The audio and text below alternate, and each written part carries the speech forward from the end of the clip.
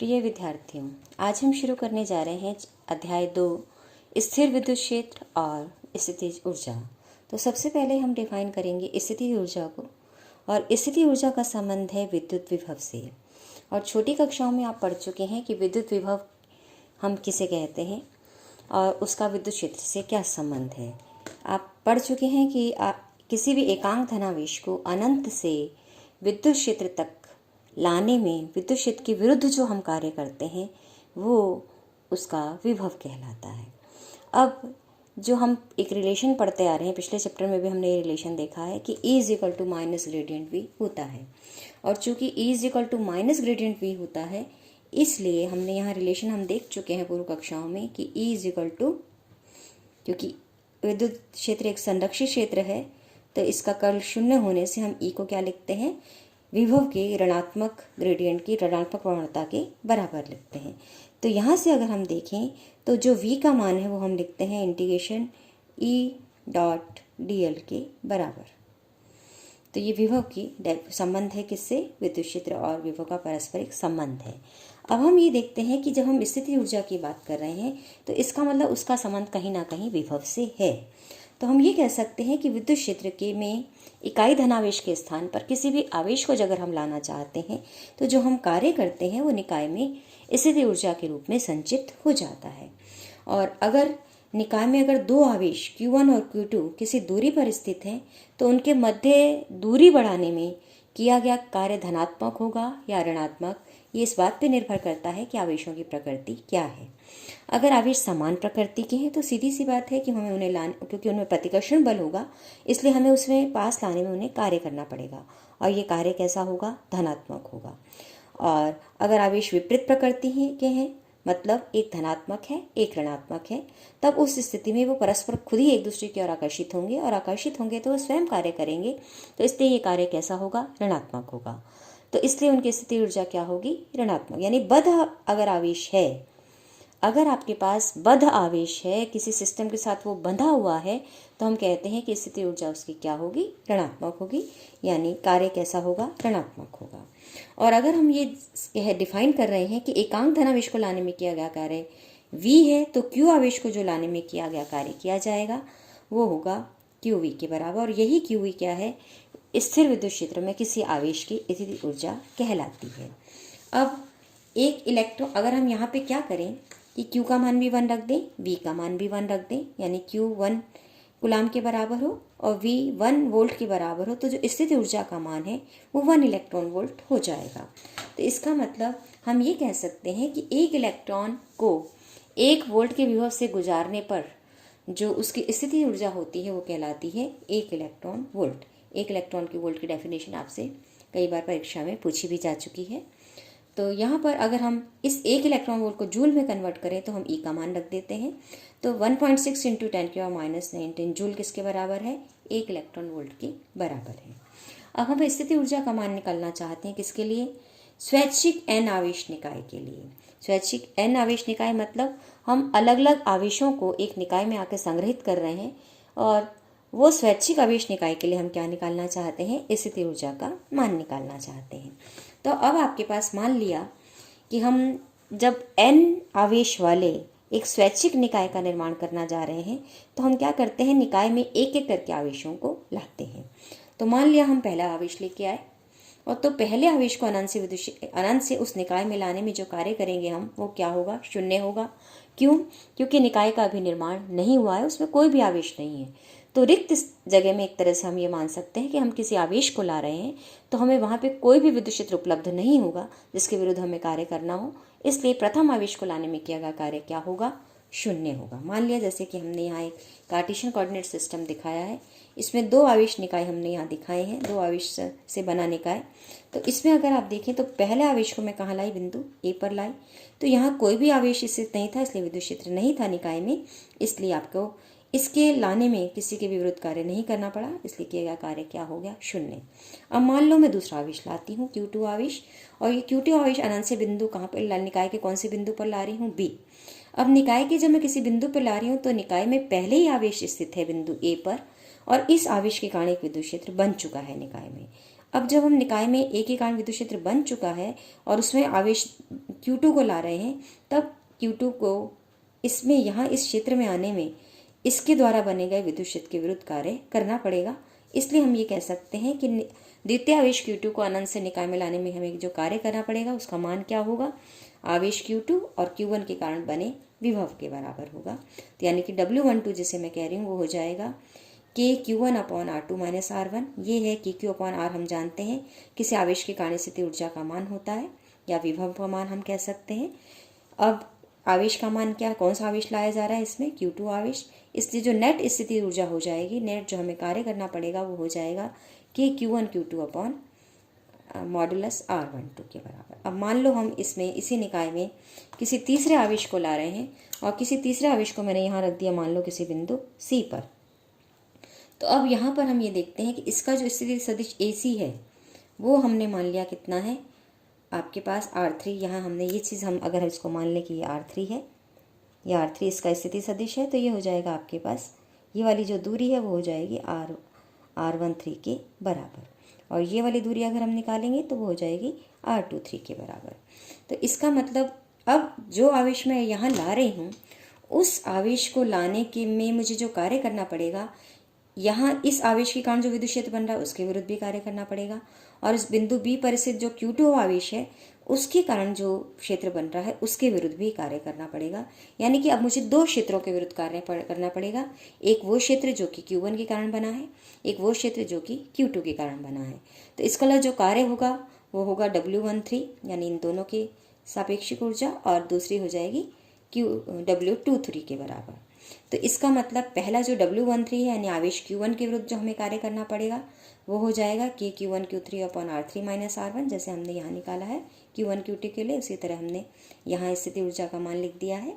अब हम दूसरे आवेश के विरुद्ध जब हम कार्य करेंगे तीसरे आवेश को लाने में तो वो हो जाएगा KQ2Q3/मॉडुलस R3 - R2, और यहाँ इसको हम संक्षिप्त में कर देते हैं। तो R3 - R1 का जो मॉडुलस है, इन दोनों के स्थिति सदिश का जो अंतर है वो R13 है, और इन दोनों का जो अंतर है वो है R23 सदिश के बराबर।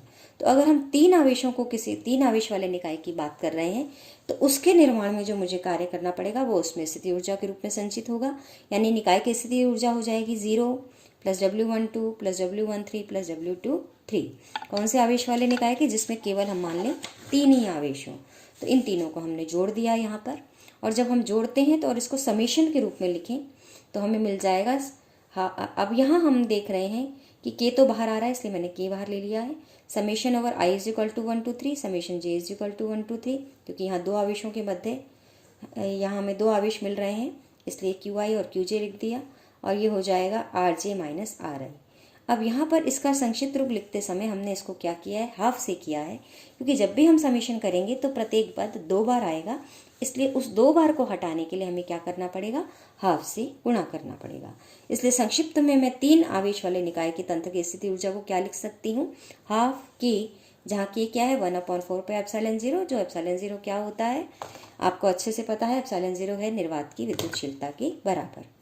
तो यहाँ पर हम इसको लिख सकते हैं तीन आवेश वाले निकाय के लिए half K summation I = 1 to 3, J = 1 to 3, QI QJ upon modulus RJ - RI, या फिर इसको मैं RJI भी लिख सकती हूँ। तो ये था तीन आवेश वाले तंत्र की स्थिति ऊर्जा। अब इसी प्रकार हम n आवेश वाले तंत्रों की बात करें तो हम स्थिति ऊर्जा को जनरलाइज कर सकते हैं। तो समेशन हमारा 1 से लेकर 3 की बजाय n तक हो जाएगा, बाकी हमारा वही का वही रहेगा। इसका मतलब जो n स्वैच्छिक आवेश वाले निकाय है उसकी जो स्थिति ऊर्जा होती है वो होती है half K I = 1 to n, J = 1 to n, QI QJ upon modulus RIJ vector के बराबर। अब हम देखते हैं अगर मान लो कि स्वैच्छिक आर्बिट्रेरी चार्ज डिस्ट्रीब्यूशन ना होकर आपके पास क्या हो, सतत आवेश वाला निकाय हो, यानी कंटिन्यूस चार्ज सिस्टम हो, तो मैं एक एक करके आवेश को नहीं ला सकूंगी। तो वहाँ पे हम किसकी बात करते हैं, आवेश घनत्व की बात करते हैं। तो आवेश घनत्व का आवेश से क्या, क्योंकि आवेश घनत्व क्या होता है, आवेश बटा आयतन। तो आवेश में जब हम आयतन से भाग देते हैं तो मुझे घनत्व मिलता है। तो आवेश निकालने के लिए मैं क्या करूँगी, घनत्व को आयतन से गुणा कर दूंगी।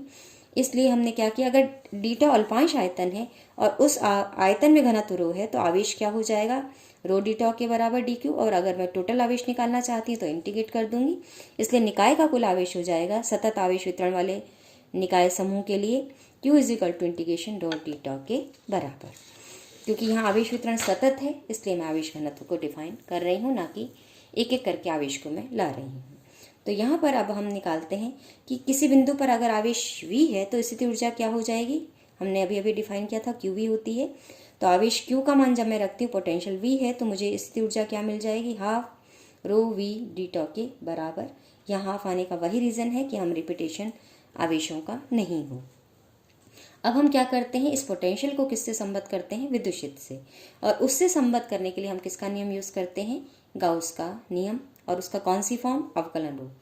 तो गाउस के नियम का अवकलन रूप हमने पिछले चैप्टर में देखा है कि डाइवर्जेंस ऑफ ई किसके बराबर होता है, रो अपॉन एप्सिलॉन 0 के बराबर होता है। तो यहाँ से मैं रो का मान अगर लिखती हूँ तो वो हो जाएगा epsilon 0 del dot E divergence of E. तो यहाँ जो मैंने स्थिति ऊर्जा का मेरा समीकरण है उसमें मैं वी को इस रो को हमें इस रिलेशन से रिप्लेस कर देती हूँ। तो मेरे पास यू आ जाता है हाफ, यानी स्थिति ऊर्जा आ जाती है निकाय की half integration over volume epsilon 0 gradient of E into V d tau के बराबर। यहाँ हमने सिर्फ रो का मान रख दिया है गाउस के अवकलन नियम के रूप से निकाल कर। यहाँ हमें ये ध्यान रखना है, ये जो समाकलन मैं कर रही हूँ ये आयतन समाकलन है। आयतन समाकलन का मतलब ट्रिपल इंटीग्रल है ये, क्योंकि आप जानते हो आयतन में 3 डायमेंशंस होते हैं। इसलिए या तो आप इसको लिखें इंटीग्रेशन टॉ की तरह या आप इसको दिखाएं ट्रिपल इंटीग्रल की तरह। यानी कि आप इसको दिखाना चाहें तो इसको ऐसे भी दिखा सकते हैं कि half triple integration rho V D tau, ऐसे भी आप इसको दिखा सकते हैं। अब जब मैंने इसको यहाँ रखा तो एक सदिश आइडेंटिटी से मैं जानती हूँ कि डाइवर्जेंस ऑफ ईवी, यानी एक सदिश और एक अदिश की गुणनफल का जो डाइवर्जेंस होता है वो किसके बराबर होता है, सदिश के डाइवर्जेंस इंटू अदिश प्लस आपके पास सदिश इंटू ग्रेडियंट ऑफ अदिश। तो इन दोनों, ये आइडेंटिटी जब मैं यहाँ यूज़ करती हूँ तो डाइवर्जेंस ऑफ ई और v का मान, क्योंकि v कैसी राशि है, अदिश राशि है, विद्युत क्षेत्र कैसी राशि है, सदिश राशि है। तो इसका जब मैं मान निकालती हूँ तो मुझे क्या मिलता है, divergence of EV minus E dot gradient of v, क्योंकि v कैसा है, विभव है, और विभव एक अदिश राशि होती है। अब इसको मैं समीकरण 1 में यहाँ रख देती हूँ, और जब मैं इसका मान डाइवर्जेंस ऑफ ई का मान यहाँ से उठा के इस इंटीग्रेशन में रखती हूँ तो ये बन जाता है epsilon 0 upon 2 divergence integration divergence of E V d tau minus integration E dot gradient of V d tau. तो 2 टर्म्स मेरे पास आ गई, फर्स्ट और सेकंड से मैंने इसको यहाँ दर्शाया है। तो फर्स्ट में मैं क्या करती हूँ, फर्स्ट टर्म में गाउस के डाइवर्जेंस थ्योरम यूज़ करती हूँ। और तो मुझे अच्छे से पता है कि गाउस के डाइवर्जेंस की थ्योरम से मैं आयतन समाकलन को पृष्ठ समाकल में बदल दूंगी। तो ये मान किसके बराबर हो जाएगा, यानी divergence of E V D tau का मान किसके बराबर हो जाएगा, यहाँ वॉल्यूम इंटीग्रल था और अब ये सरफेस इंटीग्रल में बदल जाएगा। सरफेस इंटीग्रेशन किसका होगा, ई वी डी ए का होगा। अब यहाँ सरफेस इंटीग्रेशन किसका होगा, ई वी का होगा। तो यहाँ हमने सरफेस वेक्टर को किससे दिखाया है, डी ए से दिखाया है। अगर मान लें निकाय बहुत बड़ा है, वृहद निकाय है, तो आवेश को हम, जो भी आवेश उसमें स्थित है, सतत आवेश वितरण को हम कैसा मान सकते हैं, बिंदुवत मान सकते हैं। और बिंदुवत मानेंगे तो E is proportional to 1/r square हो जाएगा और we is proportional to 1/r होगा। और पृष्ठ हम जानते हैं दूरी के वर्ग के समानुपाती होगा। तो जब हम इन तीनों चीज़ों को यहाँ निकालती हूँ तो एक तरह से 1/r स्क्वायर इन तीनों का गुणा करूँगी तो मुझे क्या मिलेगा कि ये जो टर्म है 1/r के प्रोपोर्शनल होगी, यानी कि दूरी के वर्ग के व्युत्क्रमानुपाती आएगी। और दूरी बहुत अधिक है इसलिए ये मान क्या हो जाएगा, लगभग 0 के बराबर। यानी कि when r is tending to infinity, तब ये जो सरफेस इंटीग्रेशन है ई वी का वो 0 की ओर अग्रसर होगा। तो ये मान मुझे 0 मिलेगा लगभग। तो केवल मेरे पास कौन सी टर्म बचेगी, सेकंड टर्म बचेगी। और सेकंड टर्म में जो माइनस साइन बाहर था मैंने उसको अंदर ले लिया है, यानी कि यहाँ पर अगर हम देखें तो ये टर्म तो 0 हो गई वृहद निकाय के लिए, और इस माइनस साइन को मैंने अंदर ले लिया है। तो ये बन जाता है integration E minus gradient of V d tau. और माइनस ग्रेडियंट ऑफ वी हम देख चुके हैं किसके बराबर होता है, विद्युत क्षेत्र के बराबर होता है। इसलिए ये बन गया ई डॉट ई, और ई डॉट ई का मतलब ई स्क्वायर, यानी विद्युत क्षेत्र का वर्ग।